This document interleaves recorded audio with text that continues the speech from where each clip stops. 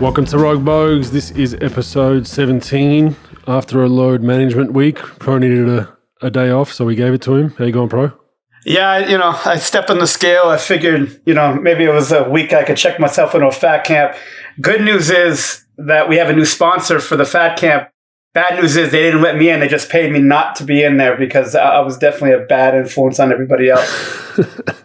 Fair enough. You gotta have fun with it, I guess. But I had some sick kids in the house, so we decided to take a load management week because it was hard to get them out of the house, and it would have been some hard noises to edit out. So appreciate everyone bearing with us, but we will get rolling, letting it straight into it.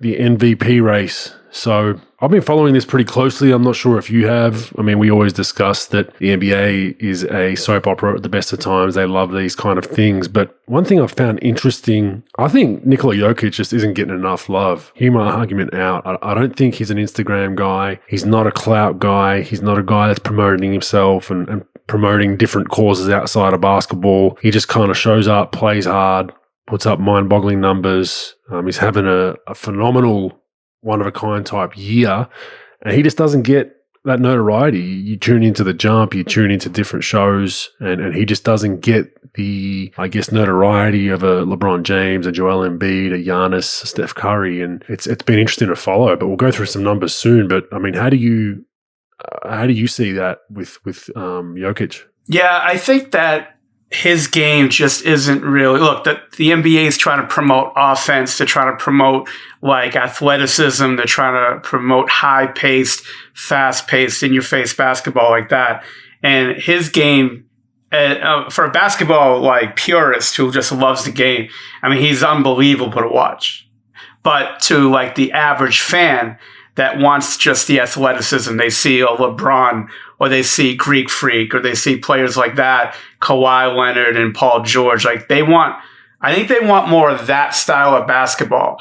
Maybe even like a Luka who just like makes all these unbelievable shots and puts up these huge numbers, but like has flair to him and charisma to him. Jokic is sort of he just gets the job done, but it's sort of like in a different way than those guys do. He just, he scores anytime he's in the post, he face up shot. He's not really an athlete like that. So I can see like the NBA saying, wait a minute, like I'd rather put my all our eggs in this other basket rather than promoting him. And, just because it's just not what we're really promoting. We're promoting this fast-paced basketball. And even though he's putting up these ridiculous numbers, like these other guys were going to probably, praying for a Joel Embiid to just keep rolling or a LeBron to come back, even Anthony Davis or someone like that. But yeah, it's interesting. I mean, I have it down to, I have Jokic clear number one. Like I put a tweet out a while ago about if Embiid, if they get the number one seed, is he the MVP, or just to see what people thought. But I think Jokic is clear number one. I think the next bracket after that is Embiid, Giannis, and Steph. I think LeBron's missed too many games, and I think Embiid's missed too many games. I think if Embiid hadn't missed games, I think I'd be comfortable putting him as a real legitimate MVP candidate to Jokic right now, actually taking that mantle. But I mean, Jokic has missed 19 games, and Jokic hasn't. I don't think he's missed any games. I think he's missed 1 or 2 games, barely. No, he hasn't. He hasn't missed a game. His numbers, he's leading the league in per. He's at 26.3 points a game, 10.9 rebounds, 8.7 assists. They're just mind-boggling numbers. But what's even crazier with those numbers is he's shooting 56% from the field, 40% from the three, and 85% from the line. When you look at the other guys, I mean, the percentages are a little bit different. Embiid's got a bit of a drop-off on 3-point percentage compared to him, and then obviously not even close on the assists. But it's just to me, like you said, I think he's not a sexy candidate. He's an overseas candidate. I think there's a bit of bias there. He's in a really, a small market in Denver, and it's just not sexy to watch. But I think for the average fan, to me, if I'm the average fan, I like watching Jokic more, not even from a purist point of view, just from the point of view of like, besides being 7 foot, his body type is like my friend that I go drinking with at the pub. And it's like, I can relate much more to that than relating to a Giannis or an Embiid who are just athletic freaks that probably haven't had to hone their skill as much as a guy like Jokic. So it's just an interesting one. I think, I think he gets no love because he's not that guy off the court. He just shows up and plays basketball. I think he has a ranch out in Serbia, my friend told me, with some horses. He's that kind of guy. Like he's not into that Hollywood LA bullshit, and I respect him for that. And I don't think it's close. Unless Embiid, I think he's the only candidate, in my opinion. I think unless he averages 40 and 20 these next 20 games and they lock up that number one seed, he maybe has an argument to compete. But as of today, I don't think it's close. Yeah, I don't really get in much with the MVP races and things, but like if we're just talking about the subject, I think he's clearly the best player in the league this year. And, Embiid's missed about 30% of his games. And that's the thing, like, should there be a cutoff at some point where they say, all right, yeah, because everybody loves arguing and talking about this MVP race, but just to put it to bed, do you have to play a certain amount of games to be eligible? Because, I mean, look, what Embiid's doing is pretty special, too. Like, if you look at his numbers and, what he's doing, and I understand why people would get behind him a little bit, like 30, 11, and 3, shooting 37, 5 from the 3. I mean, he is ridiculous to watch, especially if you pay attention to him. But I agree. I think Jokic, he gets it done every night. He makes that team, and he's clearly the best player on that team. And he makes that team sort of a contender every night to win games and overachieve. And because they don't really have a superstar except him on the team. And with his passing ability, and plus he's a post player, Bogues, and let's be honest, they're not, Embiid's got some flash to him, so they don't mind promoting that, but they're not really trying to promote, lunch pail guys that get the ball on the block and sort of like bury it down there. They want, again, I think they want more perimeter oriented players that do, more sexy things on the perimeter and get to the rim and things like that rather than his game. But yeah, I agree with you. I've got him clearly the number one for MVP. It'll be good to see how it all goes because there's a big media push to not have him win. So we'll see how that goes. Coach of the Year, I know you love awards, so we're just going to continue on with this theme. Who do you have in your Coach of the Year top 3? And give me who your number 1 is if you had to call it today. To me, I love Thibodeau. I think Tibbs is, I think he clearly, and when you define Coach of the Year to me, I think that's, you need to be able to elevate. And not a lot of coaches could elevate their team. Mostly they're just they're held hostage of how much talent you got on your team. And I think that Tibbs definitely upgraded. I think it's him. I would probably go Utah, and I'd go Doc Rivers in the third, probably third. What do you have? I think Tibbs is the best just because no one expected much of the Knicks. And he's sort of, they get him in contention. I think they're top 4. I think that's where I sort of put it. Where do you lie with this, Bogues? Yeah, I'm torn on Thibs and Snyder just because I think that Utah's had a phenomenal year and we can't take away from what they've done. And Thibs, like you said, I mean, a lot of us didn't really have them even in the playoff mix at the start of the season. I would almost do a joint Coach of the Year. I don't know if that's possible. I don't know if they do that, if they have done it, but I think Thibs and Snyder at Utah are both so deserving that it's kind of hard to split the atom because Utah, unbelievable home record, only lost a handful of games at home.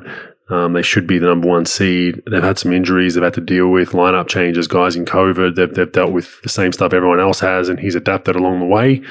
And Thibs is just an amazing story. I like Philly's story as well, but I think if they can do a joint Coach of the Year, I would be all for Thibs and Snyder. From there, most improved player. I mean, the only 2 candidates I have Randall with the Knicks and Grant with the Pistons, in my opinion. I think Randall's a lock. I mean, he's not only most improved player, he's almost, he's fringe MVP. I don't think he's the MVP when you look at these other guys' numbers, but he's in that mix of the top 10, top 15 MVP candidates. But he'll, in my opinion, be the clear most improved. And second, I'd give it to Jeremy Grant out in Detroit. Yeah, I'm with you on that. And again, we hate to agree with each other so much, but like, I think what Randall's done, and Randall, I think there are 2 types of players, especially that, the ones that really put up stats. There's the players in the league that could put up numbers, and there are players in the league that win games and help you win games. And Randall, to this point, in my opinion, wasn't a winning player. Wasn't a player that elevated a team's play. And I think he sort of, he took his bumps the last few years in the league. And now with Tibbs, a bunch of young kids who fight, and he's sort of elevating the Knicks to a top 4 seed in the East, where I love Grant. I think Grant's come along where, from college, he was just a decent player. At Syracuse, goes to, I think, Philly and then Oklahoma City, was decent, gets to Denver, sort of, works with my guy, John Townsend, shooting coach, and sort of gets his jumper right. And now he's sort of elevated his game, puts up stats. Detroit's one of the worst teams in the league, but I don't take that away from him. Right now he's got to figure out how to win, but I think Randall is by far the best story, I think, with his, improvement based on his ability to sort of learn how to win. Oh yeah, I played for the Lakers too, I forgot. But yeah, I mean, I think it's Randall. I agree with you.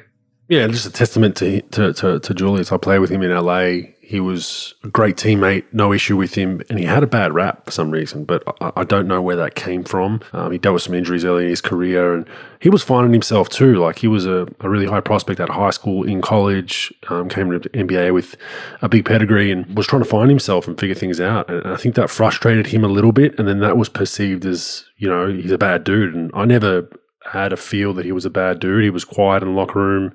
He put his work in. So I couldn't be happier. And I think it's a testament to, he's stuck out the grind of hearing all those knockers, and he's finally in a situation with Thibs that has given him the keys to a team, and they're rolling. I mean, they go as far as Randall takes them. So it's sensational to see. Next one, the sixth man of the year was an interesting one. I dug into this, and I really have no other candidates besides 2 teammates in Joe Ingles and Jordan Clarkson. Now, criteria I haven't researched too much, but there's a certain number of games you have to come off the bench. They've both been integral bench guys for him. Joe now moves into the starting lineup with a Donovan Mitchell injury. Clarkson was the front runner in my opinion. Then Joe went to the bench and has started balling. So I think it's 2 teammates competing for it, funnily enough. Do you have any other candidates for the 6th man? I think the only guy that I could throw in there is Jalen Brunson from Dallas, just because he's done so well this year for them. He's had to start a few games, but he's mostly off the bench in that second unit. I think he's sort of starting in the last few weeks. He started a few games, and I just love his toughness. I think he really, he's a winner from day one. He's been good there. He's been elevating his minutes and his time,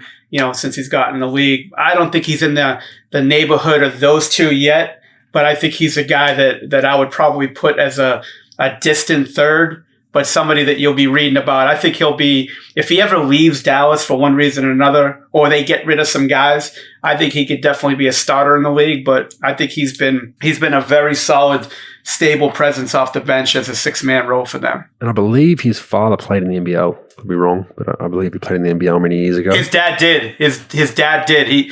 His dad's a Boston guy and played at Temple and didn't make the NBA initially, and played in Australia. And then represented by Leon Rose, and then he ends up being in the NBA for about 12, 13 years as a backup. He was with the Clippers for a number of years, wasn't he? Mm-hmm.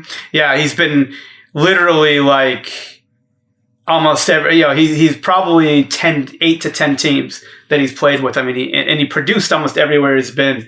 He's definitely didn't have the accolades, that his son had as far as winning national championships and sort of being that winner. I mean, he was a very good player at Temple, McDonald's All-American, but, Jalen's just been, I worked with him 1 year in Dallas, or at least I watched guys work with him and was around him. And he's a good player. He's going to be a solid 12 to 15-year pro that any team that wants to elevate their locker room and elevate their team would definitely take. He's going to be a pretty good free agent, probably making $10, $12 million a year in free agency when his time's up in Dallas. Yeah, and his father, Rick, played for the LA 36ers. I just looked it up for one season, so a bit of a strange connection there. Defensive Player of the Year, I've got the standard ones. I mean, Rudy Gobert and Ben Simmons come to mind. I mean, Ben Simmons is having a phenomenal year defensively with everything that he's doing. He has had some injuries of late in and out of the lineup, and then Gobert's leading one of the best defensive teams in the league. So I think we're at a coin flip. I actually think that people probably will steer away from Gobert just because of the big man stigma, and it's gotten a bit tired. You know, he's big, he should be a good defender, he's long, where I think they might give that to Ben Simmons, and Ben's, you know, making his case through Clutch Sports and through the media that he should be the guy. So it'll be interesting to see how that finishes. You got anyone else in that running? Not really. I think those two are sort of, when people say defense, they probably say like Greek Freak or Kawhi, but I think that those two guys are sort of well off. Anyone else would be a very distant third. I like Gobert. I know people aren't high on him. Ben did a good job. Does a great job defensively as well. Gobert just sort of swallows you up though, like rim protecting, rebounding, doing something, good in pick and roll coverages, and he's just sort of tough to score on, man. I think they're both. I think it's a coin flip. I'd probably say Rudy, but it's a coin flip between those two guys. Gobert's actually done a better job they've done some 1-through-5ing with him at times, and it doesn't look great when he's guarding a ball handler that's trying to cross, step back or whatever they're trying to do these days. It doesn't look good when he's moving his feet and sliding. Looks like he's going to fall over, but he's so long and big that it actually has given them good results at times. They don't go to it a lot, but there is some times late in quarters and late in games I've noticed they've gone 1-through-5 switch with the ball screen. He ends up on a point guard or a shooting guard, and he's actually made them take tough shots. And if they make them, you kind of shake their hand and go on to the next possession. Yeah, he definitely looks like me in a fucking spin class trying to come up from that switch. But I agree, he definitely has results on it. He's a good player. I think they're both good. They're both high-level defenders. If you pick one, then I don't think anybody should be upset if you pick one over the other. I think it's real close. Agree. Okay, so touching on from Jokic and now going to the Denver Nuggets, Jamal Murray has done his ACL a week or so ago. Horrible for Denver, horrible for Jamal Murray, a long rehab ahead of him. Does this change Denver's season? I mean, he's probably their perimeter go-to, get us a bucket guy. He's hot and cold at times, but we all know during the playoffs and the finals potentially, if you don't have one of those perimeter guys, you're not going to get very far. And I think Denver's in some big trouble. And yesterday as well, Will Barton looks like he's tore his hamstring pretty badly. The way he went down in the first minute of that game against Golden State. So, but the Jamal Murray one to me is a huge out. It puts so much more pressure on Jokic, and you can almost now, treat Jokic as like we discussed in the past, where, hey, we're going to let you drop 40. Let's stop the back cuts and the feet set threes and him getting 10, 15 assists. You score 40 and we'll shake your hand if you beat us that way. And I think that's what teams are going to look to do. And both those fucking guys are on my fantasy team. You believe that shit? I mean, seriously, am I the most unlucky fucking asshole on the planet? I haven't really sworn much, so my average has dropped per minute, but now I'm going to fucking make up for it. Am I the most unluckiest motherfucker on the planet, Bogues? And everybody around me fucking just suffers? Seriously. You should have like some sort of website where it's like the opposite, just bet opposite and become a billionaire. I'm just going to fucking blackmail agents, say, motherfucker, you pay me or I'm taking your whole fucking roster on my fucking roster and see what happens. But no, I mean, it's tough. It's going to be tough for those guys. Like Jokic, what Jokic does to me, in my opinion, and he makes, I don't like saying makes people better because I think it's a bullshit statement. But what he does is off of double teams, he can pass it to you where you don't have to work for a shot. It's sort of like a Jason Kidd in the post where he knows where and when to give it to any one of his teammates, where you don't have to be an isolation guy to be good in that system. You could spot up, you could be a cutter, you could be a straight line driver. When he posts up on a low block or catches on the elbow, and then he's going to force a double team. And when that comes, he'll be able to spot guys. I think that they're still good enough, probably maybe to win a round. But, I mean, it depends who they play. If they play the Lakers and they get those guys, it's going to be tough for them. But in the playoffs, if you don't have that second guy that could score, and I know Jamal hasn't been really consistent for them. I know he put up 21 a game, but he's very hot cold. Porter's been playing well. Now having Gordon in that trade really makes them look good. The problem is now if you miss Spartan, now PJ Dozier and Campazzo, like those guys are going to have to step up. And that's like when you talk in a development situation where you're telling bench guys, you got to stay ready because you never know. you always got to factor in some type of an injury is going to happen, God forbid, where people are going to miss some games. Now, not this many with Murray, but you're going to have to step up. And this is where you're going to see if you're really worth that money in free agency, like a PJ Dozier or, Campazzo, how much real value you have for that team. And it'll be interesting. I think they can get away with winning a round depending on who the matchup's going to be. But I don't see them really going too much further than that. Yeah, I agree. I think the stars would have to align for me to even get them out of the first round right now with the way the seeding looks. They got to still battle to keep that seeding, which will be interesting in itself. They looked horrible yesterday against the Golden State Warriors, so we'll watch that closely. LaMarcus Aldridge, an abrupt retirement, very, very sad story. Obviously, was released by the San Antonio Spurs a number of weeks ago. There was some rumors he might sign with Miami. Ended up, kind of not really fooling anyone, but going to Brooklyn, and I think played a game, and then they found a regular heartbeat during the loss to the Los Angeles Lakers on Saturday, April 10th, and he basically retired the next day. So probably got a pretty scathing observation by a doctor, basically saying, look, you're at risk every time you go out there now. And kudos to him where he said, you know what, I'm done then. And he's had a pretty long and decent career and made a lot of money, and obviously hasn't had a championship or anything like that. But you never want to see, players forced retirement due to health reasons. And, we feel for him and hope that, the afterlife from basketball goes well, but definitely not a good story for LaMarcus, bro. No, I met him in high school, Bogues. I talked on the show a couple of times about the Michael Jordan Flight School. So MJ used to have this kids camp at University of California, Santa Barbara. And he would just have all these kids, 1,500, 750 kids, 2 sessions. And he would invite these big time college players that would be first round, second round picks, and as well as 5 or 6 high school kids to be counselors at his camp. And I met him and started working with him a little bit when he was a counselor. Great kid, always worked hard, always was a high level offensive player. And like you said, you never want to see people go out like this, but being around Boston and dealing with, Reggie Lewis and dealing with, Len Bias, people who died. Now, Len Bias was different because it was a drug thing, but they, with Reggie Lewis, was an all-star player that, that died of a heart attack. You never want to, on the court, when right? It comes to the hot. He dropped on the court. Yeah, he was working out. I remember where I was actually listening to it on the radio. He was working out at a Brandeis College. It was a school that they used for a practice site. And he was just working out and playing. And then he just, he passed out earlier that year in the playoffs against Charlotte. And he shut it down for the playoffs. They did all these tests. They thought he was, sort of coming back a few months later. And, he was just working out and he just went into cardiac arrest and passed away. You never want to fuck around with that. Like Chris Bosh, you never want to fuck around with stuff like that, man. You never want to see it where they have to retire like that. But with a family guy and you're getting up there in age, he made plenty of money. He's done plenty of good things, in his time, in his career, not only on the court, but off the court. Don't even mess with it. I salute the guy. He's a great kid, had a great career.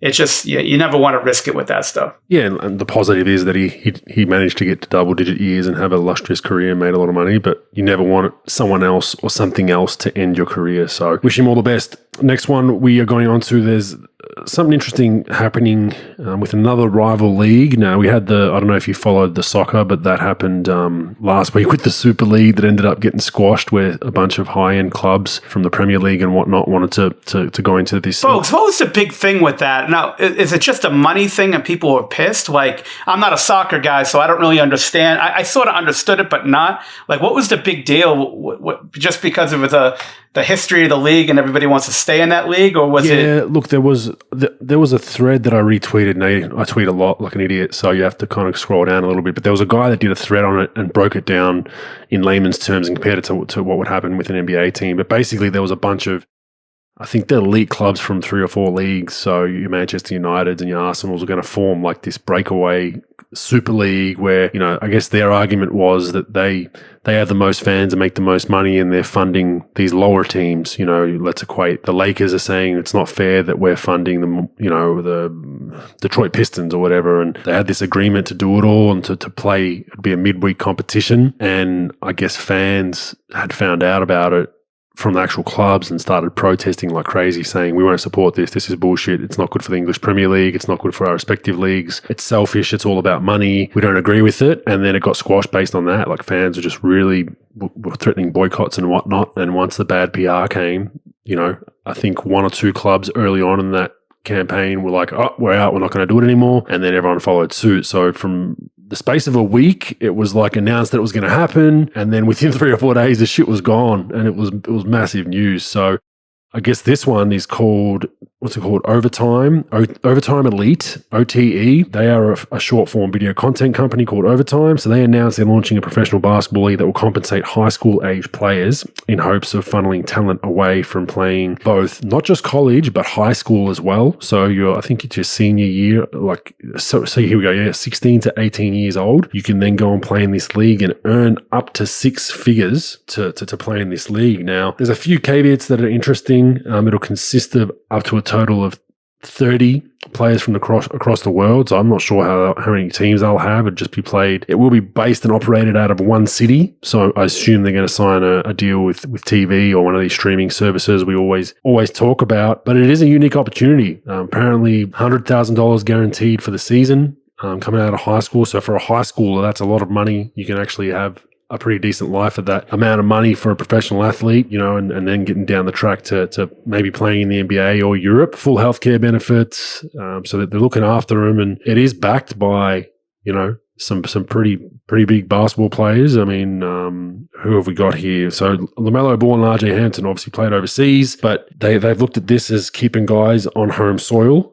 and backed by Carmelo Anthony, Kevin Durant, numerous other players, and some big investment funds. Do you see this being a big pathway to lead top tier talent away from college? Here's the issue, Bogues, that they're going to face. First of all, I don't know the exact number, but the G League elite team, the Ignite, I believe they're called, they take some of the top high school players in the country to play for them. And I think what they get upwards of almost $500,000 to play for that team. Yeah, but you have to be out of high school, don't you? Isn't that the caveat? So don't you have to be 1 year? Yeah, you're gonna have to be done with high school, correct. Yeah. So we're talking about the 16 to 18-year-older, the guy that's still in high school, and they're gonna go there instead of a high school. Now, I think that it'll be a decent situation because of the fact that you're making $100,000 plus. They're going to give you stock options in their bigger companies, small amount of stock options. They're going to give you $100,000 towards college. Now, I don't know if the $100,000 is if you stop playing and you want to go to college, which who the fuck would want to do that? If you're going to take this money, you're going to probably play overseas somewhere. So I don't know if that $100,000 follows you for the rest of your life to go to college whenever you want and uphold that. The problem that I would have, and this is where it comes in, the infrastructure of the league. What type of coaches are you going to have? What type of medical staff? What type of development are they going to have? What type of off-the-court skills are they going to have? And, I think everybody's going to be a little bit excited to watch these guys play. But, I think, is it going to be something where people are going to have their eyes glued to it?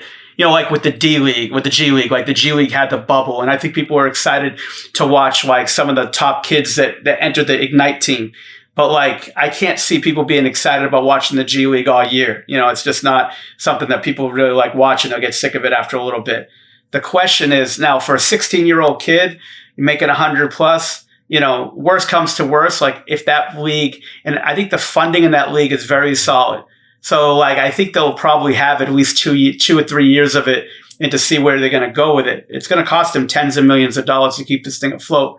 But even if it does fold and I'm 16 years old and say I'm a sophomore in high school and it folds by the time I'm, before my senior year, say, I could always go to Australia. I could always go to a lower level. If I can't get in Australia, I could always go to a lower level situation. But by then, probably the next couple of years, the NBA is going to start drafting high school kids anyway. So I think if this thing could carry on for a couple more years and just sort of a segue into the NBA taking high school kids, but they could still get the younger kids. It's 100,000 plus.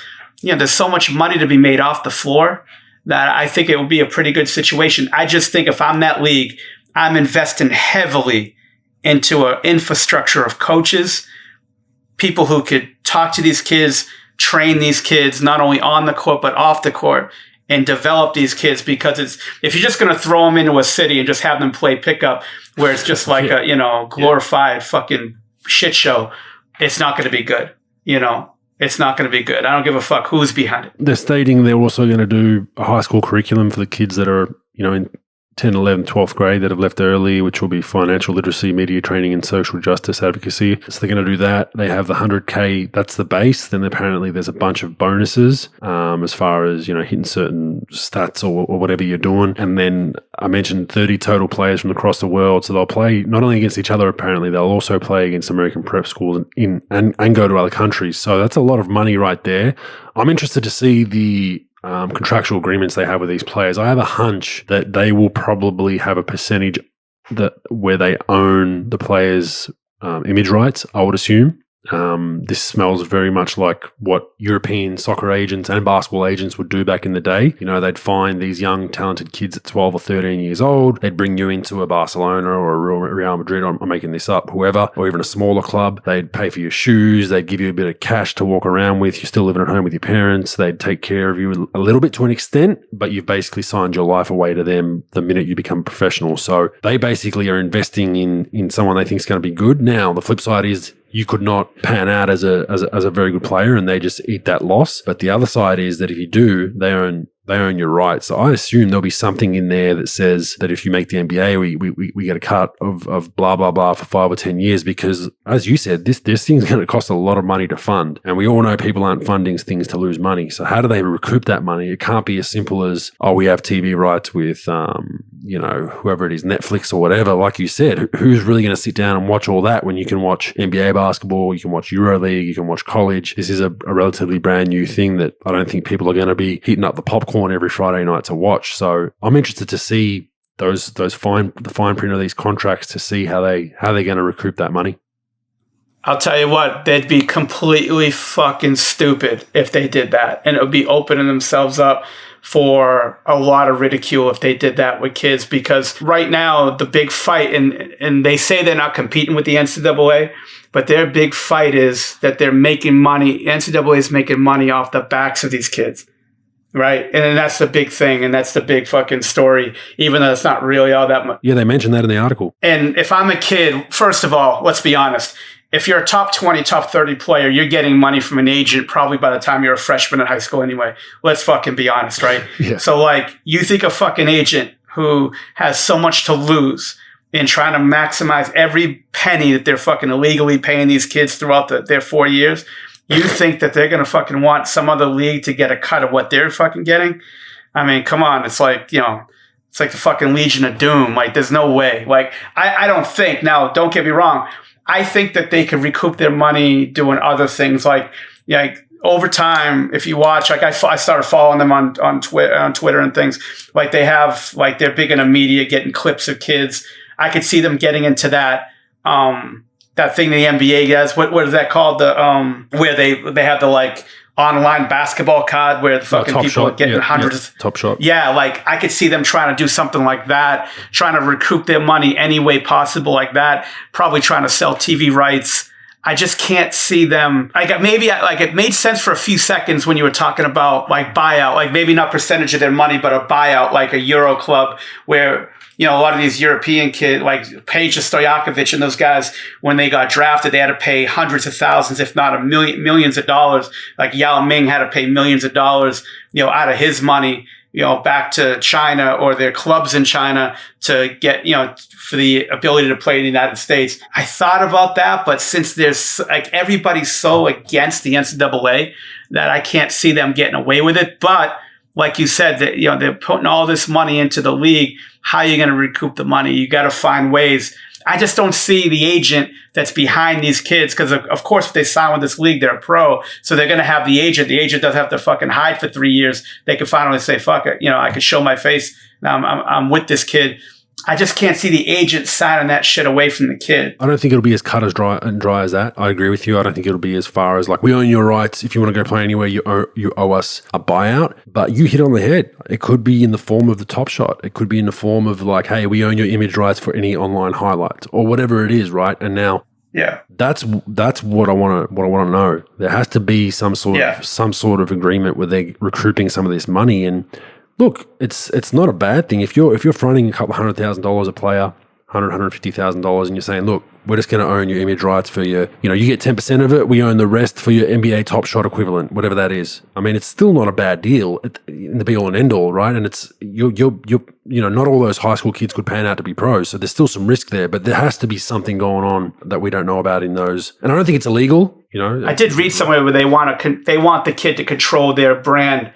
So I don't know. I have no idea, Bogues. I don't know anyone affiliated with the league. I emailed them a couple of times just to try to get some dialogue. Haven't gotten anything, but I don't know. It'll be interesting.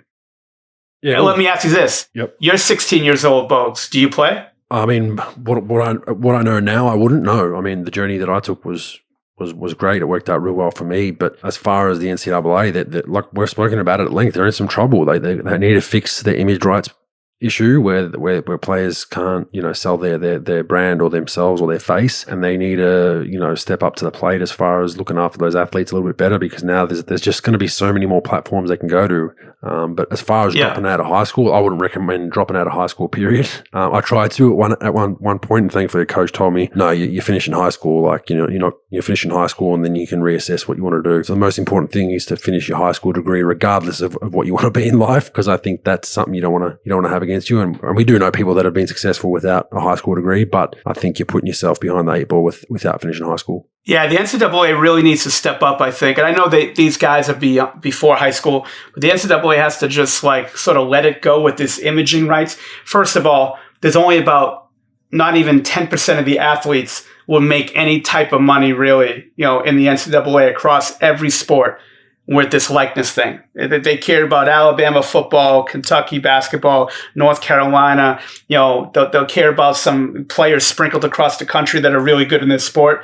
But like the big thing with college sports to me is the brand the school has. Their fan bases are way better than NBA teams and professional teams, because mostly the NBA fans now are following players.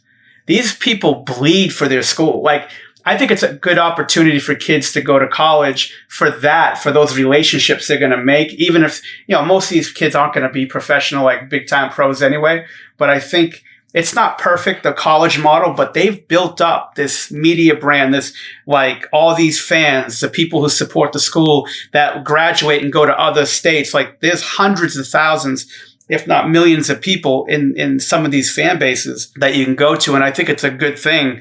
But a league like this is interesting. Like I said, if they could have infrastructure, but if a kid's going to like drop out of school to get there, they're going to have to be very strict with the curriculum of, we got to teach you life skills. We got to teach you the mandatory things that we have to teach, because if you're just going to care about their basketball, their likeness, and doing some fucking 9-second highlight fucking tape that you're going to try to make viral, and you're not really caring about the kid's education, the kid's development as a human being, as well as a basketball player, then you're fucking worse then you're just as bad as some of these other people that are in this thing. No doubt. And that's what I'm interested to watch. I'm interested to watch the fine details of this league, and then the support staff, the skills coaches, the individual coaches, the physiotherapist. A guy does his knee, then what? They say they're going to cover their health fund and all that kind of stuff. But you still want good people rehabbing a potential, first round pick. You don't just want a health fund to cover it, and you're seeing Joe Schmo, the physio around the corner, who just works with 60-year-old people. So there's a lot of different things and a lot of fine print with these leagues that people don't realize. It seems like they have the investors and the funds to do it. It's going to be good for guys like us to just sit back and watch how it goes, because I think it'll be interesting to shake things up. And I bet, the NBL here in Australia is probably looking at that league like, oh shit, like this is taking away that Next Star program that has done so well for them the last 3 years. So will be interesting to watch. We segue that onto NBA ratings again.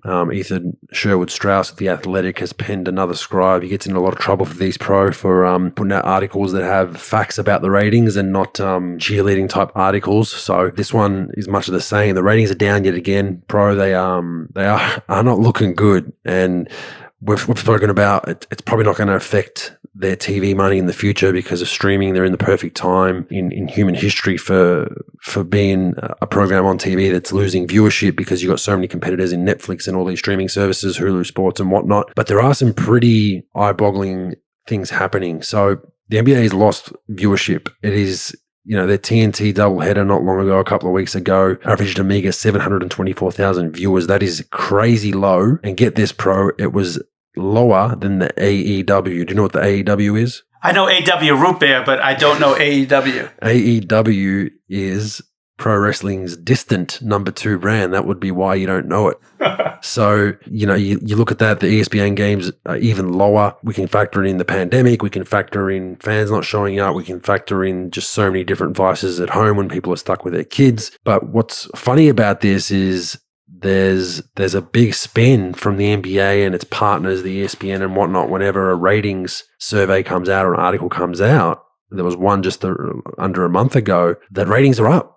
And they're clearly not when you look at the numbers, and they'll skew it with things like comparing a 2020-2021 timeframe with games against, a Christmas Day game, sweepstakes against 2019-20 timeframe in which the Christmas Day games had yet to occur. Just things like that, different periods. They're comparing an era from 2015 to 2020. They're trying to skew sentiment when you look at the numbers point blank on a sheet of paper. It's quite clear that they are dropping, and you compare it to other sports such as, and he hits this in the article, which I think was pretty balanced. The Masters have dropped a little bit as well, but not nowhere near what the NBA has. And the argument is the Masters golf hasn't really been affected by the pandemic, looks the same on TV as far as crowds go. It doesn't really change too much as far as a viewer, but it is their lowest viewing audience since 1993 and 2021 for the Masters. So there is some drop in all sports, but I think the NBA is at the forefront of it. The difference being the NBA ratings are down, and there's the spin articles coming out that saying they're up is what I find very, very interesting to see. So that I think they're alarmed. I think where there is some smoke, there's fire. And I'm just wondering with where this all goes, how do you see all that? Well, first of all, what does the Strauss character get off fucking telling the truth for? What is he, Jim Carrey and liar, fucking pants on fire? I mean, he gets a lot of heat, Pro. A lot of heat that goes from the spoon that feeds you, you're hating on that, to there's some other takes around because he's noted that could it be social justice, could it be this, could it be that, and he hasn't pinned it down on one thing, and then people have labeled him with the usual labels, so he gets a lot of hate for these articles. First of all, those fucks still owe me like 2 for 1. I got it on Christmas 2 years ago. They still haven't fucking paid it. So if I'm gonna pay this $60 a year, 100 full retail, I don't want anybody telling me the fucking truth. I want people just go with the fucking lies. No, seriously, I don't know. I'm not really expert with these ratings things. The one thing that's weird to me, Bogues, is, and it's good for the league. It's good for the league, right, financially. But all these numbers are coming out that the viewership's down. Yet these fucking TV contracts are going through the roof. I've heard stories about their next deal that are about to sign, that these teams are going to get an average of 80 plus million a year, that it's going to run all the way up to about 100 million a year, when the deal's over. Now, that's not 100%, but if these viewerships are going down like this, regardless if you're lying or not, the bottom line, there are bean counters somewhere, and they're saying, okay, this is what we could afford. But these streaming deals and TV contracts are fucking continuing to rise up. Then, how do you explain it? That's what I would want to know. How the fuck do you explain this money going up when viewership's going down? That's now. I don't know, the election stuff, the social justice stuff. I'm sure there's a percentage of the country that said I'm done with the NBA, depending on how do you feel about those things. But it just boggles my mind that if the numbers are going down, why is this revenue going up? The BRI keeps going up. And it's driven by most of their income from this BRI in the league is by TV money and TV generated stuff. So, and that stuff keeps going up. So I don't know. It's a weird deal to me. Yeah, I continue to watch. I think there is a lot of factors, as you mentioned. I don't think it's a one thing. I think there's a lot of different ones. I think the streaming thing helps the NBA and the money they're going to get from TV. But my whole thing is, it is what it is. But why lie about it? That's what I'm head scratching myself about. Why are they going into a damage control, blatant lie? You know, like for instance, the new counting system for ratings for the NBA, for NBA games, they actually count out of home TV sets towards that viewership total, which was never counted before. So they're basically, you know, they're juicing the stats, much like, you know, batters were juicing, you know, in baseball back in the day. Why do that? So that's what I'm concerned about. I think when you start to manipulate numbers and data to suit your agenda, something's going on, and that's my concern. Are those numbers that you're hearing, that I hear as well, are they real, or are they just putting these out there to try and boost up their value to other networks? I think there is some truth to it. I think the streaming helps, but my whole thing is like, okay, you've had a down year ratings wise. Don't lie about it. Like there's numerous excuses we can use. The world's almost on fire. Like we talk about all the time. The only thing left for the next couple of years is a meteor to hit us, because it's just been a shit show for the last 2 years. But my whole thing around it is just why lie about it? That's where I kind of have a little bit of an alarm bell. Bogues, if I read something in the fucking media, to be honest with you, I don't care where it's from. You know, if they told me today's fucking Saturday, I'm gonna go home and check a fucking calendar twice. You know, just because, like, I can't fucking believe anything they say. Oh, man. You know, and that goes with left, right, conservative, middle ground. Yeah, they're all full of, hey, Bogues, they're all fucking full of shit. And it's they're so all hard. You have to read both sides, read the middle, and then sit down, make an algorithm, and then still try to figure out your own opinion from it, because you just know that everyone's so skewed and has hidden agendas and politics and this and that. It's like, is there one media outlet? For our listeners out there, tweet me or Pro. I want to know a media outlet that has no bias at all politically, that literally the house down the street's on fire, it had some chemicals in it, it blew up, and that's all the story says. I don't want to know that the guy was a Republican or a Democrat or this or that. Is there any of that media out there today? And then the funny thing is, I've done this before, Pro. People will send me media outlets that are clearly biased one way, but they can't see the bias, you know, whether it's left or right. It's just, it's an interesting time with all this stuff. And it's one of those things where you just bang your head against a brick wall, I think. Yeah, I agree with that. I just fucking can't believe anything. All I believe is a Keebler elves that make my fucking cookies, brother. That's the only fucking people I believe. Faith in them.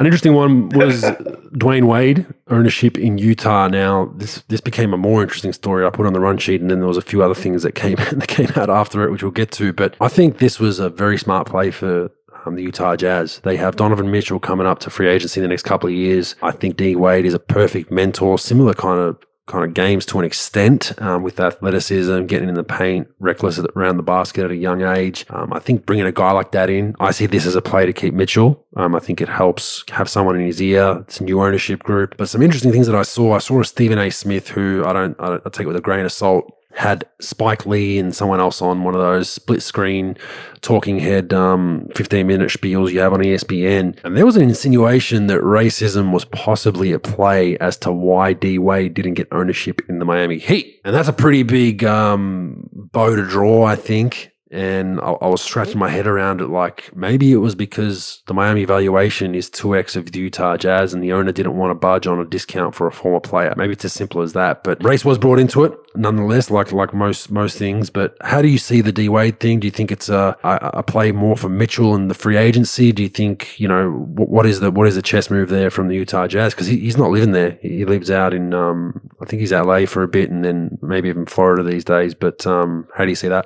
Yeah, you know, like Magic Johnson, like being in LA with Magic. Now that's different because he played there all his career and he's a big time. It's LA, but I wouldn't have Magic Johnson be a GM of my AU team. You know, he's just not into it like that. But one thing he can do is he can attract free agents, and he can get into a room and he can talk and he can recruit. And I think that's very important for any ownership group. They don't give a fuck how much money you have and made in tech and, you know, what you have. They don't care about your roster sometimes. They need somebody who's going to recruit for you that has juice. Not just an NBA player that was a good player. Like, you know, Dwyane Wade was a great player, Hall of Famer, has a lot of credibility with multi-generations in the NBA. And when you're trying to attract free agents and keep your players in check, having somebody like Dwyane Wade is very important to you. It's very important to have that. Again, when you're neck and neck, like, look, if Utah wins a championship or they're a second round out, doesn't really matter. If they're going to go neck and neck, they're still not going to beat out like LA Lakers, LA Clippers for free agents. Miami is still going to be above them just as a destination. But like, if you're going to be neck and neck with, say, Denver or like Houston, you need every edge that you could have. And having Dwyane Wade, who has a shoe brand behind him, that's pretty big too, where he can give you contracts with the Li Ning brand. And he's just somebody that, like, if you just bring him into the house or bring him into the meeting or the pitch meeting, is going to be huge for your team. If I'm any team right now, I'm picking up as a great player like that could speak well in a meeting and also has a reputation in their career. I think that's a great move by Utah. I don't know any of the information about Miami, so I can't really speculate. Of course, they're going to say it's racism. That's no one just does. The way we are. It today. was just with the current climate of having everything to do with race or sex or sexuality, it was like, oh, why isn't he in Miami? The owner must not like black people. I mean, that's the bow that was drawn. It wasn't said point blank, but I was scratching my head like, are you guys serious right now? Maybe Dwyane Wade has a ranch out in Park City. Who knows what the play is? Yeah. Maybe he had a business relationship with the current owner that just bought the team. Who knows? Yeah, and it's a good play by Miami to keep Wade in house, but like, as far as like keeping him in your ownership group. But I don't know what Dwyane Wade wants to do. Maybe Dwyane Wade is looking to like get into the front office or do something like that, as well as being an owner at some point. And maybe in Miami, you got Pat Riley, who's not going anywhere. They're going to have to bury him from that chair running that team. Mickey Harrison's there as the owner. He's got a son in play who's going to run that team when Pat steps down or leaves. So like, maybe there's really not a lot of room to do stuff there, where in Utah there is. Who knows? And maybe the Utah owner's smart, where it's like, yeah, I'll give you 3% of the team. But like, I don't know the valuation. I haven't read it, but I assume Miami's probably worth, $2.5 billion, $3 billion, like 2.5 to 3 billion, where, if you're given 2% of that, that's a lot of fucking money to be given out. Who knows? I have no idea, but I think it's incredibly intelligent for Utah to have a transcending player like that, Hall of Fame player, that you could pitch to free agents. You could pitch to your own players to stay. He's very good with players. He's just not going to be a guy who's collecting a check. He'll do whatever you need him to do. He's good like that. And he's got an unbelievable name, and he's got reach with his shoe company and other things that he could help you with recruitment. So I think it's a great move. Well done, Utah. We both agree. I think it's a sensational move. Whenever you can get a Hall of Famer along for the ride, like Pro said, helps with a lot of different things, mainly recruiting. And I think this is a somewhat chess play to keep Mitchell in a Utah Jazz uniform. We'll finish with some accountability, Pro. LeBron James. Oh. Interesting post he made, speaking of social justice, around an officer-involved shooting who was involved with a video which came out after the tweet, showed a lady, a child, I think 15, 16, trying to stab another person, and cop laid out the clip into that girl. Unfortunately, they passed away. LeBron, before that video came out, had tweeted accountability with a photo of the police officer, and then had retracted his comments, deleted the post. Some people have said it was inciting people to try and hurt that police officer and all that kind of stuff. And that's the climate we're in right now. I think LeBron's arguably the biggest voice in basketball. So I'm definitely not one to say that he shouldn't be voicing his opinion on things. I like it whether you're right or wrong, but I think he missed the mark on this one. Yeah. Again, I've said this a million times on the podcast. I'll continue to say it. I'm never going to tell somebody how to think or how to feel about something. So he could feel however he wants to feel about how that whole thing went down. So it's not even a question of that. What he has to understand, he's got more reach than any athlete of all time. More than Jordan, because Jordan never had social media and he's not on social media now. So he doesn't really have the reach in the community like this guy has. And they have to understand that, we'll throw numbers out there. He's got 50 million followers, right? And I would say I'd say a good percentage of people have a level head that's on Twitter or on social media. Like they sort of like have a brain in their head, and it's just they're not going to just do anything that they want to do. Then you got people in the middle who could be swayed. Let's just say 5% of every like athlete's followers are completely out of their fucking minds. They're like the guy on Happy Gilmore that fucking took out Happy because he wanted to go to Sizzler and fucking Red Lobster with fucking Shooter McGavin. Yeah. And they see a fucking tweet like that. 5% of 50 million is 250,000 sick motherfuckers that like, accountability with basically a target with this fucking cop. Try again on that math, by the way, Pro. Yeah, I do caloric intake pretty easily, so that's sort of where I'm getting it from. But you lost a zero, though, 2.5 million. Oh, 2.5 million. Oh, my fault. Yeah. I mean, come on. Like, seriously, it takes me 3 hours to watch 60 Minutes. I'm a dumb fuck. But so say 2.5 million sick motherfuckers. And let's say like 20% of those guys are bots, so they don't count. But like, they still have a lot of people that are like, just want to make LeBron James happy. And he doesn't know, because again, we talk about perception versus reality. Right. And that's the problem with today. They talk about all the stuff that like a Trump or someone else would tweet out and then like incites violence. And again, like everybody's side is totally great and the other side's the evil side. Again, instead of saying, you know what, like if what they're doing is wrong, inciting violence, inciting all that stuff, then if I do it, I'm going to call my side out. Like the NBA, somebody should have said, you know what, LeBron, that's wrong. Like, that's wrong. Like, look, we support you. We understand you. We understand it's probably you didn't want to incite violence with this, but that's wrong. Because that's what accountability is. Again, tweeting out accountability isn't accountability. It's like, you want accountability. Everybody wants accountability for everybody else until it's themselves doing that shit. And that's wrong. And it's just saying, look, I get where you're coming from. This is a very, like, sensitive time in the world and in this country especially. But like, you can't do that because now this guy, this poor bastard, if he's right, wrong, or indifferent, is like, now you're putting him out there to a lot of sick motherfuckers that might incite some harm on this poor bastard. And it's not right. And it's not. And, just sort of say, you know what? I fucked up. I'm sorry. Shouldn't have said that. Whatever. But like, yeah, I can't. I don't care if this was my best friend doing this. I would say the same thing. It's just not right. Regardless of how you feel on what side you land on or whatever, because both sides are fucked up. I can care less what side you're on. If you think what's right, what's wrong, you have the right to think that. But to do that has fucking ramifications because there's a lot of sick fucking people out there. A lot of sick fucks out there. Yeah, and I think you hit on the head. I think the irony of this all, it was a very Trump-esque tweet. People knock Trump for tweeting crazy shit and potentially inciting violence and inciting his ardent supporters. This was exactly the same in my opinion. And what I get out of this too is, the second thing is how heavily protected LeBron is by the media. It's okay to say that you messed up and let's move on with it, like Pro said. You made a mistake, you shouldn't have done it. You've deleted it.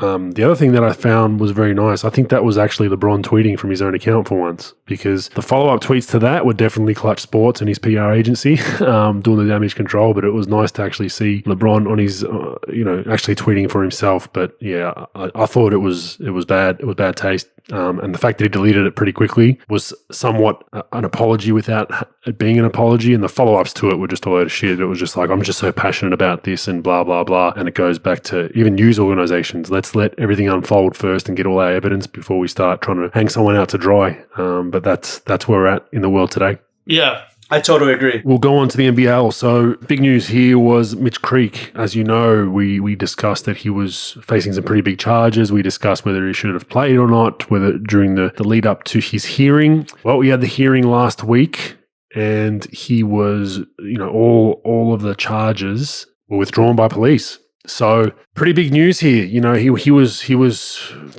destroyed from pillar to post by most people, although a lot of them now deny, oh no, blah, blah, blah. I wasn't going after him. We wanted to see what happened. We just thought it was not right that he played, and that's a separate argument. But there were a lot of people that went after him pretty hard, and now he's been it's been all withdrawn. Now you've got the same people saying, well, maybe the lady was pressured into withdrawing her charges, blah, blah, blah. Maybe he paid her off, which in Australia, that has nothing to do with the charge generally. Once you've put in your report to police and they investigate a charge or potential charges, it's not like the US where you can settle civilly and then put it aside. Once the police have a hold of it, your payment towards someone has no bearing. So those people now are still kind of, saying guilty till proven innocent because he technically didn't go to court, which is interesting. But I think it's good news for Mitch Creek. He can put this behind him. The Southeast Melbourne Phoenix have had probably a bad couple of weeks with losses, but just an interesting one to see that the police, after their 4 months of investigating, had nothing to charge on and had to move on from it. So good news from there. Another one in the NBL, which I'll get you to weigh in on, Kai Soto, Filipino kid, 7'1", has signed with Adelaide. You've had some dealings with him. Give us a breakdown of his game and what fans can look out for. Okay, so I worked with Nike doing the Nike All Asia camp where they bring in some of the top players in Asia, young kids, high school aged kids from Asia, as well as Australia, New Zealand.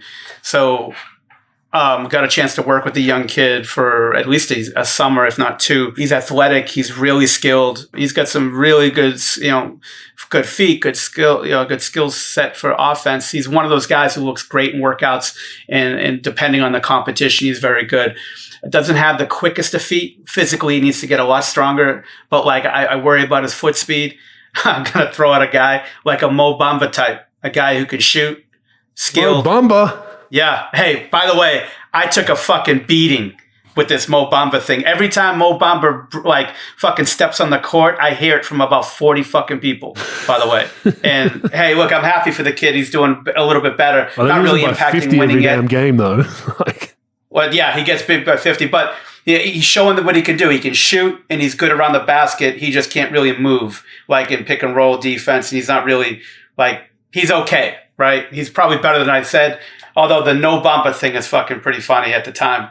But anyway, this kid, I don't think he's going to make a huge impact for your team this year. If he was a 2-year developmental project, I think he'd be okay. He's not, like I said, he's not going to take the world by storm. But he's a skilled kid. He's got some ability. He's got to toughen up a little bit. He's got to get stronger. But I think he'd be a good developmental project. It was weird. He was in the Ignite program in the G League, and he left. I don't know why he left. I don't know why he went home, but he didn't stay long. And now he comes up in the NBL. So it's interesting. I think he'll be good in small spurts. I think playing against this level of competition is a little bit above him right now, but I think he'll show some flashes. I wouldn't expect him to really take the league by storm, which actually fucking means he'll average 20 and 20 based on anything I fucking say. Just bet the opposite. Well, he's stuck behind some pretty good NBL players. Isaac Humphries, fringe NBA guy, G League guy, back in Australia, was having a phenomenal season until he got hurt. He's just back from injury. Daniel Johnson is like a club legend, a guy that shoots, 1 foot fadeaways and threes, really nice touch. So he's playing behind those two guys, and they got Keanu Pinder, who started to play well as well. So I don't see a lot of minutes. You did mention he was a little bit soft, right, Pro? Yeah, he needs to toughen up a little bit. This will be good for him. This is a good level. I don't think being in the CBA in China would do him well. I think being here, game's a little bit faster paced. Sort of the middle to end of the rotation guys are better than the CBA. The CBA is, so I think it'll be good for him. I think it'll be good that he doesn't have to play a lot of minutes right away.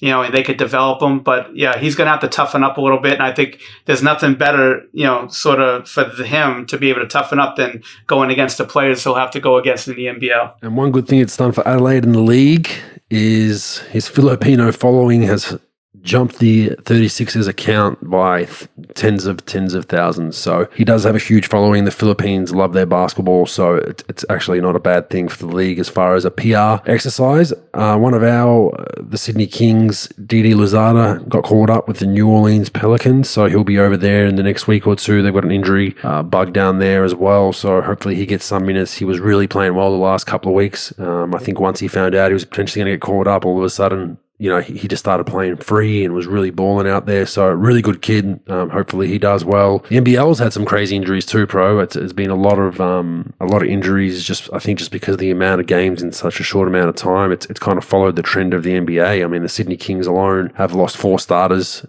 through injury. We're basically rostering 8 or 9 guys a game now just because we've lost so many, and numerous other teams are continuing to have guys in and out of lineups from injuries. So coronavirus is not treating everyone as well as we would have thought, just because it's every league in the world now is trying to just ramp up games and trying to get their season finished before another lockdown or another wave comes. So the NBL's otherwise doing pretty well. The season's still much as we anticipated, and it's getting down to the pointy end. So we'll keep you in tune with that. Fact or fake news, bro? What do you got?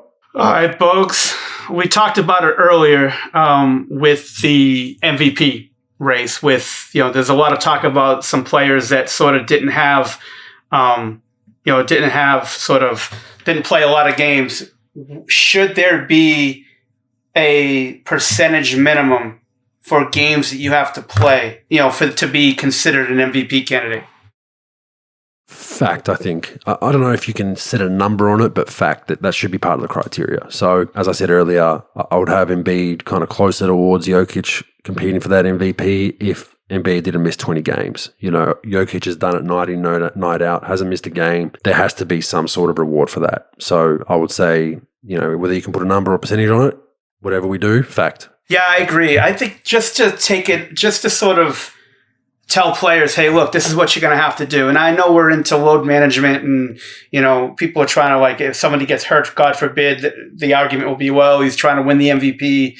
So there's always sort of like an argument fact to that. But I think that just to take the argument out of it for some of these guys, like an Embiid, even though he's having an unbelievable year, you're going to miss 30% of your game, where somebody who plays, I don't think there should be a sliding scale where if you play 79 games, and then somebody else plays like 73, your stats are weighed heavier. I'm not saying that, but I'm saying, hey, look, if it's an 82-game season, you have to play 62 games or 65 games, whatever that number is. So now it's not even it's not even in a conversation. It's not even an argument. You just throw that out of there.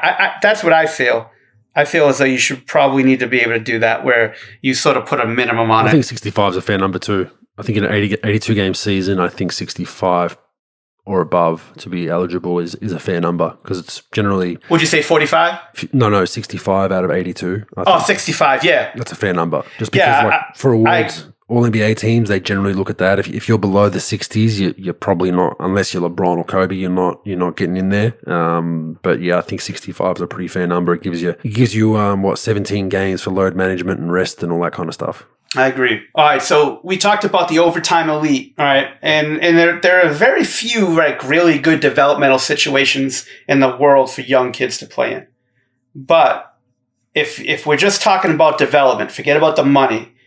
Development, is the overtime elite a better situation for a young player rather than going to the NBL to play? As today, fake news. And the reason why I'd say that, obviously I have a bias because I played in the NBL, but the reason why I would say that is I don't know what the overtime elite league is yet as far as development. I don't know, as we discussed earlier, what's their infrastructure, what's their incentive. Are they incentivized more towards development? Are they incentivized more towards just playing a shitload of games? Whereas I know the NBL, 2 to 3 games a week max, generally 2 games a weekend. You've got Monday, Tuesday, Wednesday, Thursday, Friday to develop. Whether you're not playing minutes, whether you're playing 15, you're going to get your workouts in, you're going to get your individual sessions in, you're going to assess, I need to be a better shooter from these spots. You're going to have time to do that because you're not just playing. You're not in that open gym kind of environment that we mentioned earlier. So I think, I would say fake news as of today. Yeah, I say fake news too. Just because of the coaching so good in the NBL overall, they have structure to it. They have a plan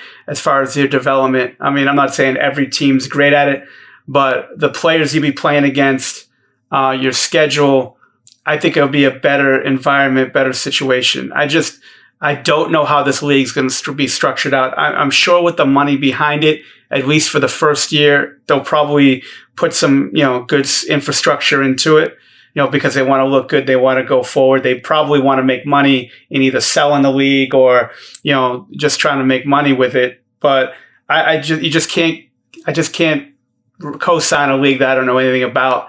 And I think that the NBL has done such a good job, at least in the last 5 or 6 years, with developing young players that came into the infrastructure. So, yeah, I agree. Fake news. And not only that, you're playing against grown men. You're not playing against other 16, 17-year-old prep schools. You're playing against, Casper Wares and Bryce Cottons and guys that have played, been fringe NBA guys or European stars that have come back and an up-and-coming talent like Josh Giddey. So it's no walk in the park. You got to come here and you're going to get a reality check for those first couple of weeks of physicality and the style of play. So I think that's a massive positive as well. Yeah, plus you're mirroring what a season would look like a little bit, with even though you're not traveling as far, but you got travel, you got practice, you've got different things you have to deal with. Where if you're staying in one city, it could be just like sending them to local trainers to work out. I just don't know what it looks like, and I guess you have to look see what it looks like for the first year or two before you make a judgment call. But yeah, I agree with that. Last but certainly not least, with the injury to Murray and potentially to Will Barton with the hamstring that he popped last night, the Nuggets will lose in the first round of the NBA playoffs. That's fact. I think looking at their seed, they're probably going to be, 4, 5, 6, 7 by the looks of things. And yeah, I just don't see it. I mean, to be honest with you, Pro, I don't think they were much further than a second round team, even if fully healthy. That was just my opinion. I just don't. I think defensively, watching that game yesterday against Golden State showed that they're all over the place defensively. I don't know what the hell they're doing. Like they're rotating out of some of their pick and roll and double teams. It was one of those ones where you got two guys rotating because they don't know who's the rotator. And I was like, you're at what are we at? Game 50, game 60? If you haven't figured that out at this point in the season defensively, now they're a phenomenal offensive team. I don't know what their numbers are like, but they'd have to be top 5, top 10 offensively with pace and everything that they're doing through Jokic, I think is great. And they get a lot of easy baskets. But I think to be a good playoff team, if you're not, better than they are defensively, you're not going fast. Even if they were healthy, I'd probably have them as maxing out as a second round team. I don't have them going to the conference finals again. So with those injuries, I don't think they get out of the first round. Yeah, I mean, I would say, and the problem too, Bogues, is they got to play the Lakers with those two guys coming back. It was a different situation where they were playing, they're playing a different team. But if you're playing the Lakers with those two guys, if you play maybe Dallas, you probably have a chance to beat them. But Dallas is playing well, so you don't know. Like without Murray, without that second guy, it's going to be really tough. And it's just a matchup. And then this is where you get fucked in the playoffs a lot.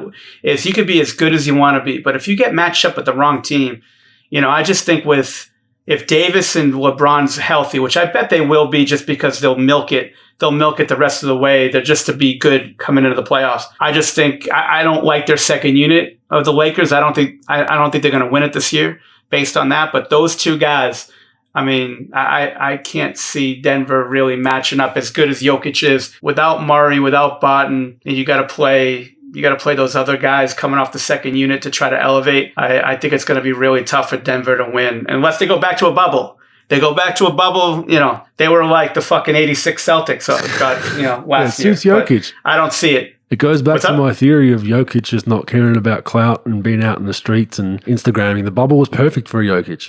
That's the bubble hurts you LeBrons of the world that want to be out there all the time. So looking at the standings, I don't think they're going to move much from 4 or 5. I mean, they're 3.5 games behind third, which is the Clippers as we stand today. And they're, 6 games ahead of Portland in 7, 5.5 ahead of Dallas in 6. So I think they'll be 4-5. It's just going to be a matter of home court. And the Lakers are definitely not someone you want to face, even with a half-cooked LeBron and AD coming back from injury, because I don't think they'll get out of that series. Yeah, I agree with that. Okay, cool. That wraps up fact and fake news. We have a few questions to get through. Mm-hmm. So we'll start the Q&A. Hi, Pro and Bogues. Love the honest nature of the pod. I must listen every week. Question for Andrew. What was the post-game reaction of players when Will Weaver got ejected from a game versus Melbourne United in 2019, November? Outside looking in, that cost Sydney the game. From a fan perspective, that outburst at the refs is a rarity in the NBL and Australian sport, but more common in the States. Keep up the great work. Regards, David. All right, so Pro, we had a game against United. We were up all game. They came roaring back. There were some questionable calls that could have went either way. They all happened to go Melbourne's way. They're on the home floor, so that makes sense. And Will Weaver lost his shit. Like it got to the, removing the sweater and hold me back, and then he gets escorted to the tunnel and then tries to run back in again. So it was like, as David said, it's not something we see very much in sport. It's somewhat frowned upon here. Two things, David. I think it was true emotion. I think there were some frustrations for our team and our club leading into that game of sending in clips and feeling like we were getting the rough end of the stick on some things. And when we got feedback back from the league, as you do, yep, this is the rule, this is how we do that. And then in that game, it didn't happen that way. And I think it was just a build-up. So I think, we were frustrated that we had control of that game and we lost it towards the end. We ended up going down by a few points. I don't think it cost us the game, that particular technical foul. I think if I remember correctly, there were a bunch of other dubious calls that went both ways. We made a few mistakes. There were some intentional fouls. So there were a bunch of different things. But I'm a firm believer that there is a strategic place for ejections by coaches and technical fouls. And what I mean by that is sometimes there's a play where your team's not responding. The energy is bad. Things are, not going well. We're just like, all right, I'm going to get myself thrown out and stick one kind of up the players. The assistant's going to coach and it's going to rattle them a bit and they're going to have to lift. That might work. The other one is the referees are obviously, you feel like you're getting the real rough end of the stick. Everything's going against you, that you need to stand your ground versus the referees. That, sometimes you need to just put your foot down and say, I'm not taking this. I'm going to take my fine. And there's a strategic play in that to reverse calls for the rest of the game. And Popovich is notorious for it. He's been thrown out, I think, in the first 4 or 5 minutes of games before, where he'll lose it and then the calls will end up balancing out. So there's a strategy to it. I like it. There's a time and a place for it. Fourth quarter, 2 minutes left, not the time, the place to do it. Second quarter, 7 minutes left, place to do it, I think. So we loved it. Whenever you've got a coach that will do that, because he got fined by the league and it was a big deal and he took a bit of heat for it, I think players' respect levels go up for you because you're in it with them and he's willing to put, his balls on the line, quote unquote, by saying, I'll take a fine for you guys. I'm going to get thrown out for you guys because I believe in you guys and what we're doing. And I think there's no greater respect you can get. I mean, how do you see the technical foul strategy ejection game, Pro? Bogues, I'm not all that competitive where I'm just going to be like showing up a guy or showing up a referee, how tough I am. I think sometimes if your team's a little flat, that back in the day, that was great. Like players would get psyched up if a coach gets a technical or even ejected. I don't think a lot of players really give a fuck about that these days.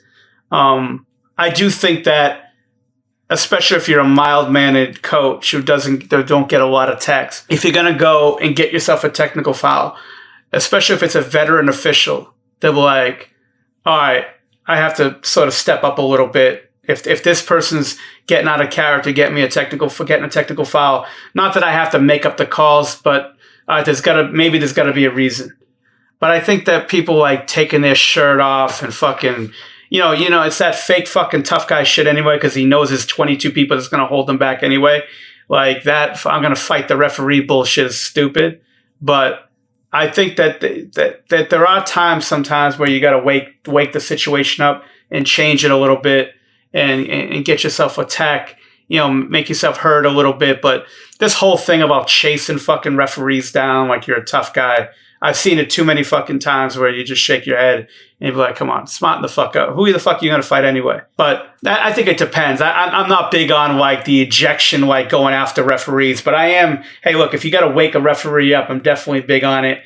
And if you're going to get blown out anyway and you just want to get thrown out, I've seen that happen too. So, I think it depends on the situation. Yeah, I think it is really situational, and I think there's a time and a place for it. Like, it's not, if you're one of those coaches that's getting a tee every week, you've probably got more of the issue. But, I think a fair number in a 82-game NBA season would be, I think 10 techs for a coach is reasonable, in my opinion. Maybe one or two, you pair that with 1 or 2 ejections. So in the NBL with 38 games, maybe 5 or 6 techs, maybe an ejection. I think there's a time and a place for it, and the smart coaches will use it strategically. I felt like that Will Weaver one was more, it was reactive, but at the same time, I think there was a bit of a strategy towards it.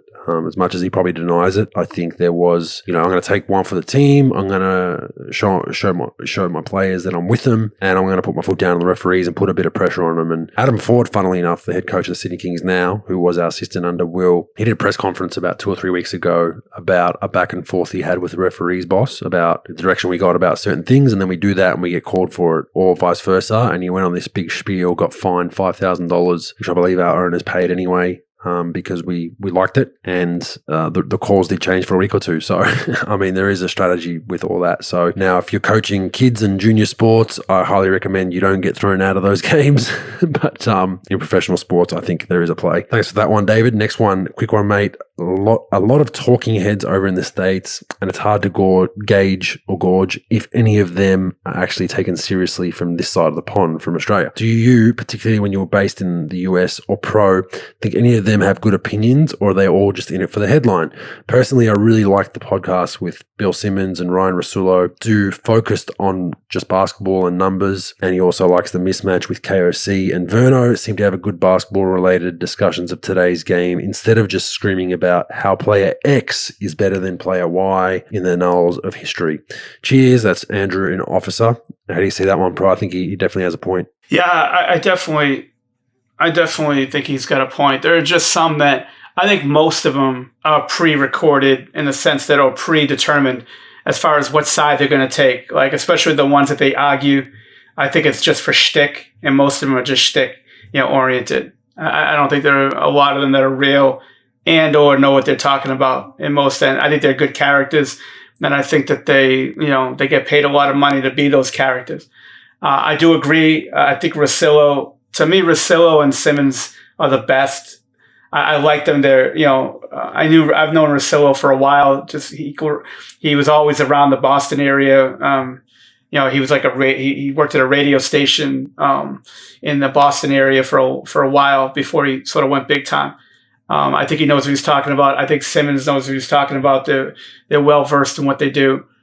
Zach Lowe's not bad. I listen to Zach from time to time, but yeah, I do agree. I don't think there are many that know what the fuck they're talking about. I just think a lot of it's shtick. A lot of it just recite numbers and bullshit. And I think they just take sides based on, all right, I'll take this side today. In the next segment, you take this side. I think that Simmons, like Rossullo, watches 4 games a day. 4 to 6 games a day. Like the guy should be working for an NBA team. The guy just he just watches game after game after game. Zach Lowe watches game after game after game. Bill Simmons, again, he studies it. He's enthralled with it. Regardless if they're right or wrong, I just think they're good. But I don't think there's a lot of people that know what they're talking about that do this stuff. And it's a performance art, as you mentioned, Pro. I think that's spot on. I think a lot of the good cop, bad cop shtick is orchestrated.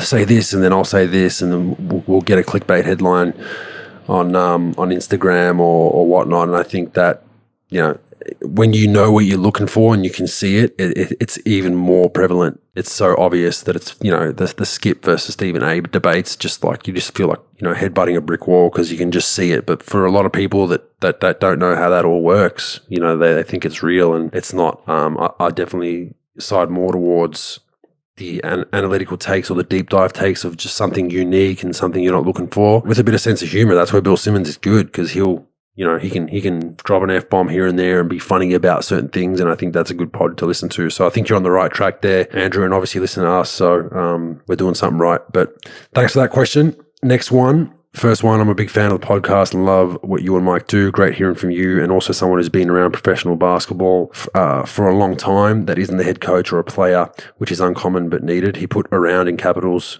Pro, just so you know. Okay, got it. No good. I thought I'd get a bit of a LOL, but fuck.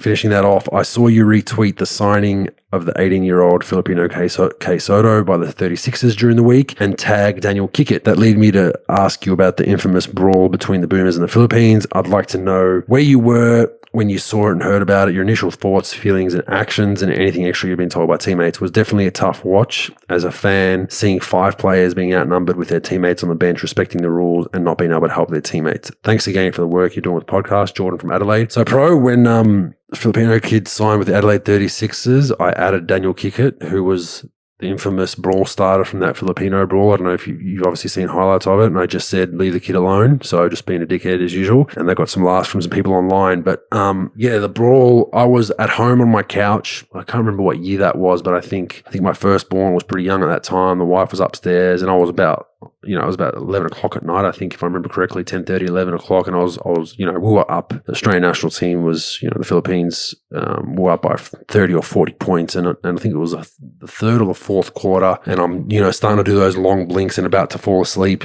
And I remember this happens, and I just jumped up like, what the hell? And just kept going and going and going and going and going. So I jumped online, and it was going crazy. And it was interesting because it led from Chris Goulding, who was flopping around a little bit, as Chris does from time to time, got into one of their players, and the guy kind of cracked him under the basket, and Chris half flopped, half got hit, and Daniel Kickett saw Chris Goulding go down. So he's obviously protected his teammate and tried to elbow the guy in the chest. The guy was a small Filipino guy, so the chest ended up being the bottom of his chin and throat. The guy went down, and then all hell broke loose. It was crazy, and what was crazy about it was the fact that support staff and Filipino basketball officials in Filipino basketball polos ran off their bench and were just laying out our guys. Our guys were on the far side. Per FIBA rules, if you leave the bench, much like the NBA, you're disqualified. So, basically our guys got their ass kicked for a good 30, 40 seconds till it got broken up. One of Nathan Sobey got king hit by a Filipino official, blindsided right in the jaw, and then it kind of broke up, went back to the benches. They basically didn't have enough players to finish. I think they had 4 or 5 players. We were up by 40. The game was over. But what if our guys would have left the bench, we would have lost. I think we would have drawn that game or whatever it was. But I mean, I'll tell you what, if I was on that bench, it would have been really hard to hold me back to see what was going on. And you commend the guys being professional, but at the same time, I think when guys are getting stomped on the ground and chairs are flying, you probably stop thinking about the basketball game. So, I mean, it's easy for me to sit on my high horse now and say, I would have done this, would have done that. But I'd imagine once shit got real in that point, I would have ran in, not trying to be a hero and just throwing haymakers. I would have ran in and try and get the team. I think Goulding was at the bottom of a pack. Someone was at the bottom of a pack getting basically stomped on. I would have just tried to run in and grab them out back toward our bench, and whatever happens after that. But it was a crazy time. I believe the follow-up from that was the players went back to, first of all, they had to camp out in their locker room for about 2 or 3 hours post-game because they were scared about leaving on the bus because there was fans waiting outside for them. So they had to kind of just wait that out to die. I think the police and security eventually ushered those fans away from the streets of the arena to get the bus out. They then bus back to their hotel. They get back there at 1 or 2 a.m. They then are like, shit, like, we're supposed to eat here. Everyone knows, the whole of the Philippines knew where they were staying at. They then had to move hotels secretly and quietly, got to their next hotel room at 4 or 5 in the morning, and then had to get an escort to the airport. So there were some pretty big security concerns after the game, I know for a fact, but eventually they got to the airport, got escorted out, and then were happy to be on a plane to Australia. So the ramifications of that, I think, carried on off the floor. So pretty scary times for pro when you're in a foreign country and shit like that goes down, and you kind of don't know where to go or what to do. Yeah, anytime I travel abroad like that, or just travel in general to another country, you gotta understand that, and you just gotta see it, and it's tough because you're in the heat and the battle of a game and stuff happens, and you see it a lot, especially international competition. It's tough. It's real dangerous because you're not, especially if you're the foreign country and you're foreign, you travel to them. It's because you don't know where it's coming from. And like you said, 30 or 40 seconds, they were totally outnumbered, and it wasn't good for them. And like you said, it's easy to be professional, and overcome that and not fall victim to it. But in the heat of the battle, you know how some of these players are, they get really into it, and it's just, you can't stop it sometimes. But yeah, there's got to be, it's a dangerous thing because you never know what's going to happen. Like Georgetown, the college team, they played an exhibition deal in the summer a few years back in China, and the same thing happened, like huge brawl. Like, it's not like you're playing in your country, in your city, in your state, and, you just get in a fight and they just break it up. I mean, there's a lot of people that have a lot of pride like that, see you as sort of the sort of outsider, and they're going to go after you. It's real. That's some real scary stuff, man. Yeah, I wouldn't recommend it. I think just try to stay out of trouble overseas, but the heat of the battle does happen. But, the scary thing, like I said, with that one was fans and support staff got involved. When it's just players, you can kind of see, okay, this guy has a jersey on. We've gotten into it. He might be swinging. But when you got people that actually have accreditations and lanyards with their name and ID on them swinging at you, it's kind of like, oh, mate, who can I try? Who's coming to actually help and break this up? And who's trying to hit me? But it was a very interesting time. Next one. Hey, Bogues, podcast is awesome. We can't wait for each episode to come out. In particular, thanks for the Josh Giddey interview. My 11-year-old son and I have listened to it multiple times. He was named as a first reserve for his regional primary school team. I think based on other guys being taller, he has been going to training and sits out while they work on plays for the upcoming tournament. Obviously, he's secretly hoping someone gets injured so he can go. After listening to Josh, he was pretty inspired and has ripped in when he gets the chance, and I think the coaches are regretting leaving him out. We're currently in the gym where he has been training 6 a.m. Anyways, he has 2 questions, pro, so it's an 11-year-old kid. How important is it to be able to lay up and shoot with your left and right hand at that age? And number 2, his coaches mainly focus on layups and stuff around the basket and tell him not to shoot too much from the outside. When should he really start developing his shot? It's unlikely that he's going to be 7 foot, so why not? Thanks, guys. That's from Rob and Leo. How would you see the development at an 11-year-old as far as left and right hand? And then obviously, as far as his outside shooting, where should he be starting at? Yeah, I think that you're never too young to start trying to develop a weak hand. I think, right hand, left hand, I think you should be spending at least, 10 to 12 minutes a day working on your weak hand anyway. Layups, left hand on the right side, left hand on the left side, glass, no glass, different angles, just to sort of like work on flipping it up there and just being efficient at it. I always say that being in the paint is like being in American football where they call inside the 20 the red zone. Anytime you're in the paint area, you need to be efficient at any level that you play at. So I would definitely spend at least 10 to 12 minutes a day on layups, right hand, left hand, and just different types of shots. You'll see it. As far as your shot, I think 11, 12 years old is a good time to start working on shooting. There's a shooting coach I would definitely recommend watching. His name is Dave Hopla. He does a lot of, he's a global, he's been doing it for 35 years. He's the best shooter I've ever seen, and he's one of the best teachers at shooting I've ever seen. And he does a lot of like one-hand form shooting and elbow positioning and things. I think that 11, 12 years old is perfect just to start working on at least good fundamentals techniques as far as shooting the ball. Hey, look, if your coach is saying not to shoot from the outside, that's fine. I mean, especially if they're controlling the playing time and where your son fits right now.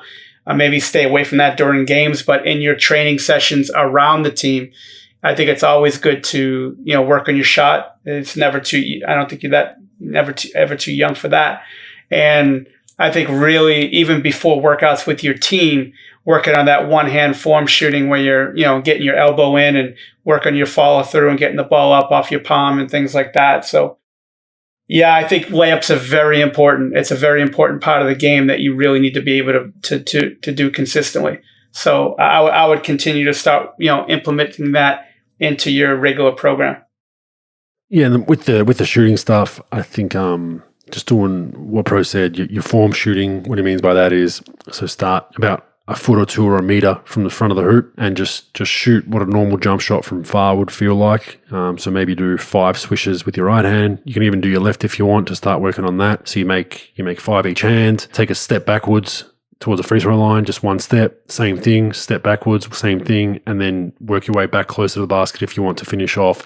I mean, and that's just to work on your form. So that isn't, messing around and just flipping shots up. That's actual shooting form, full extension, snapping your wrist. The other thing I'd say is at 11, any habits he picks up now are going to end up being habits. So you want to get on that early. If this is the time you have to the elbow sticking out or the wrist isn't flicking or the guide hand's kind of wrong, watch the video, watch the trainer that Pro mentioned, just so you can get a feel. I'm sure there'd be YouTube videos and whatnot. Maybe even, talk to someone to find you someone who's pretty good with shooting and basic shooting fundamentals, because take it from me and other people that have played a long time, that those bad habits that you pick up are generally done at 11, 12, 13, 14, 15, and once you've got that and then you start doing the repetition of shooting 500 shots a day with that bad routine for a year or two, it's very, very hard to reverse. So this is a time that you're kind of in the prime at 10, 11, 12 of structuring your shot how you want it to be in textbook. Yeah, and Dave actually has a book that you could get from Kindle.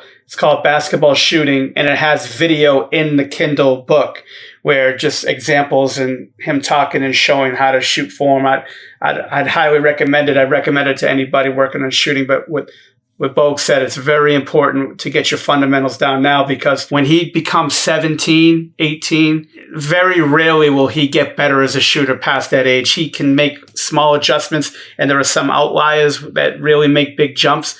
But your big jump from shooting is probably going to go from like 14 to 17. I think that's those 3 or 4 years is when your son is going to really make the big, probably the biggest foundation with his shooting. And I apologize in advance if you had to listen to that podcast with me swearing with your 11-year-old son.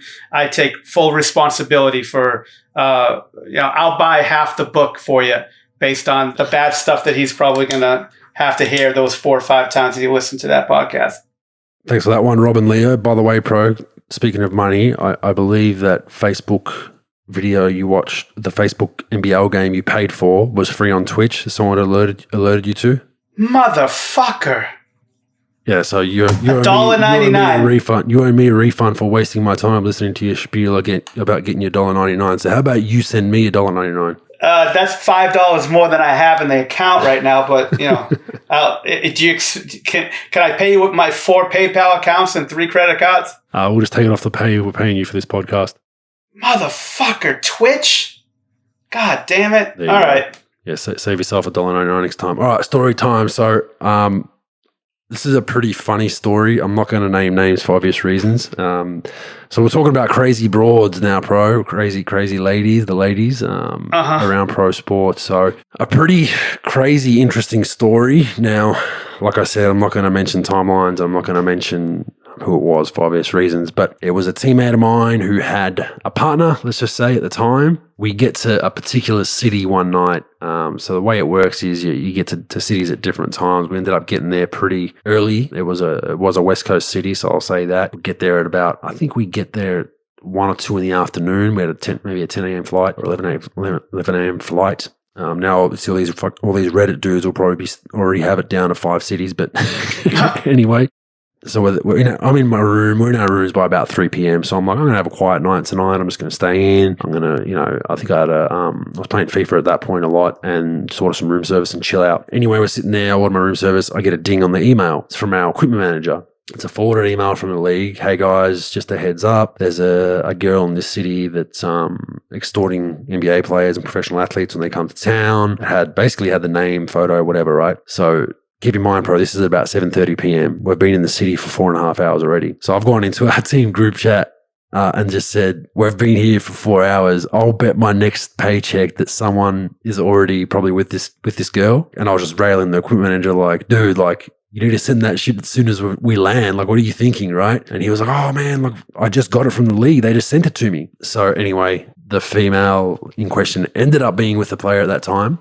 I'm not sure what they were doing. They were out and about. Anyway, the night comes to close to an end, and she informs the player that, look, I have, texts that you've sent me, and I have DMs online, however they met. If you don't give me, I don't know what the number was, an envelope of cash before you leave for the game tomorrow, I'm gonna send all these via social media to your partner, and your heart drops for people being involved in things like this. And the reason why I brought it up was it's somewhat a funny story, mainly because of the email, because I kind of accidentally called it out and said, dude, like, we've been here 4 hours, it's the NBA, it's pro sports, like someone's already with this girl, kind of half laughing it off, being a dickhead. Well, that rang true, but then the flip side of it was that it actually happened to one of our guys. And the reason I wanted to bring it up is this isn't a one-off. These kind of things happen all the time. Now, you can argue the guy had a partner, shouldn't have been, meeting other girls, whatever, that's a whole separate discussion. But these are kind of things that happen on a daily basis in professional sports. And I don't believe he paid the money. And I think the female in question released everything online on her social media account, which was kind of interesting. But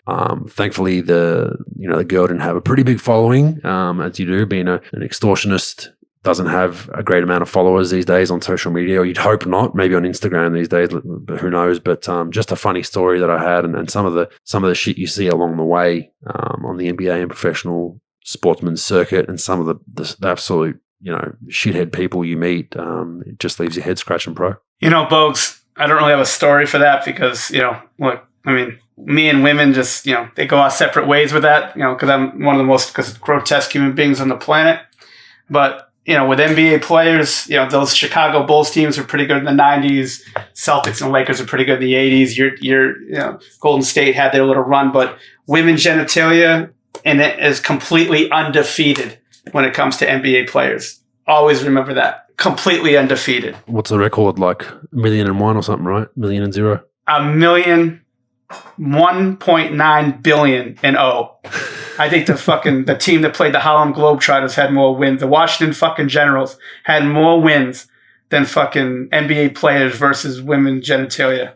That's just how it goes. But that's an unbelievable story, man. It just, you hear all those stories, like you hear people saying that, like, there are even like women who do it, try to do that to pro athletes, have kids and train their kids how to do it. It's a fucking, you think there's some ruthless people out there, people who try to scam professional athletes on a daily basis. And let's be honest, like, who not better than attractive females to do that? Where most players are gonna sort of let them into their circle, and it's a slippery slope, my man. I'm glad I'm a grotesque motherfucker and one of the ugliest people on the planet, so I never have to deal with that shit. So I've been pretty lucky. I've never had anything to those extents, but the reason why people out there will probably thinking, well, why haven't I heard about this is, well, number one, you're not going to hear about it because players are heavily embarrassed by it. It's a very, very embarrassing thing to happen to you. And whether that's a bad business dealing, whether that's a female, whatever it is. And the problem with that is guys won't talk about it. Not only publicly, but even within the league, they won't to their teammates because they're embarrassed about it. So then the problem is someone else is eventually going to run into that same girl, that same business partner or whatever. So that's the problem within professional sports is there's a level of embarrassment where I got taken for a ride. This chick, took half my shit. I had to pay her XYZ. They don't want to tell their teammates, and then it ends up being pretty cyclical. And it's a genius business to an extent because they know there's just such a level of embarrassment and shame. They're not going to go to the media and tell anyone, and they can continue to go on with what they're doing. But just a somewhat interesting play on the NBA, and I'll get onto those stories further down the track with other podcasts. But I've seen some absolute crazy shit, and that was just one that came to mind. But that is all we have time for at Rogue Bogues on all your social media platforms. All the podcast platforms will be live, and at Hoop Consultants for some unique basketball analysis from Mike Procopio. Appreciate everybody, man. Hey, Bogues, thanks for not firing me. I 1,000% thought you just didn't have it on last week because you were interviewing other people. So I appreciate you've been doing other pods, 4 months. The word on the street is you've been doing other pods, so I'm kind of getting nervous.